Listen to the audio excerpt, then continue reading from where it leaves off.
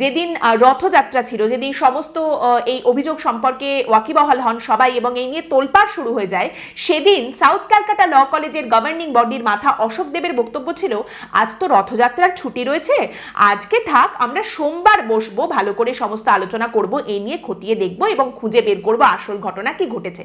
এবং সেদিন বিধায়ক যেটা বলেছিলেন সেটা হচ্ছে, খুবই নিন্দনীয় ঘটনা, তবে আসল রহস্য খুঁজে বার করব।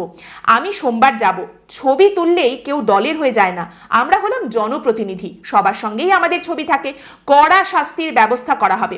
মনোজিৎ মিশ্রকে তিনি চেনেন না এমনটাই দাবি করেন এবং অশোকদেব বলেন, অনেকেই তো আসে আমার কাছে, সবাইকে চেনা সম্ভব নয়, আমি একজন রাজনীতিবিদ, তাই সবাই আসে, আমি কোনো চাকরির সুপারিশ করিনি, কলেজে কর্মী দরকার ছিল, আবেদন করেছিল, কাজটা পেয়েছে, আমি চাকরির জন্য আজ পর্যন্ত কাউকে সুপারিশ করিনি, আর এটা চাকরি নয়, এটা প্রতিদিনের হিসেবে কাজ, আজ আছে কাল নেই। আবারও বলছি, কেউ পাশে দাঁড়িয়ে ছবি তুললে সে কাছের লোক হয়ে যায় না, রাজনৈতিক ষড়যন্ত্র আছে কিনা সেটাও তো দেখতে হবে, সরকারকে হেনস্থা করা হচ্ছে।